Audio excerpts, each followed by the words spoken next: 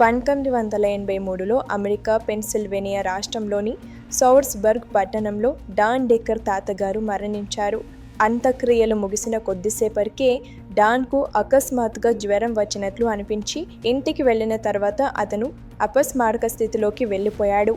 అదే సమయంలో అతని ఇంట్లో ఒక వింత సంఘటన చోటు చేసుకుంది. ఇంటి సీలింగ్ నుంచి హాల్ గోడల మీదుగా నీరు కారడం మొదలైంది. కానీ ఆ ప్రదేశాల్లో ఎక్కడా వాటర్ పైపులు లేకపోవడం అందరినీ ఆశ్చర్యానికి గురి చేసింది.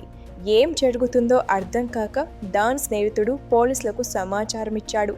పోలీసులు వచ్చి అపస్మారక స్థితిలో ఉన్న డాన్ను దగ్గరలోని ఒక పిజ్జా రెస్టారెంట్కు తీసుకెళ్లగానే అతని ఇంట్లో నీరు రావడం పూర్తిగా ఆగిపోయింది. కానీ డాన్ను రెస్టారెంట్కి తీసుకెళ్లిన క్షణాల్లోనే అక్కడి సీలింగ్ నుంచి మళ్ళీ నీరు కారడం మొదలైంది. వెంటనే పోలీసులు డాన్ను బయటకు తీసుకురాగానే అక్కడ కూడా నీరు రావడం ఆగిపోయింది. ఈ ఘటన యాదృచ్ఛికమా లేక మానవ శక్తికి మించిన ఏదైనా అజ్ఞాత శక్తి ప్రభావమా అన్నది ఇప్పటికీ తెలీదు. ఈ వింత సంఘటనను డాన్ డెక్కర్ రెయిన్ మ్యాన్ కేసుగా పిలుస్తారు. ఇది ఇప్పటికీ ఒక అంతుచిక్కని రహస్యంగానే మిగిలిపోయింది.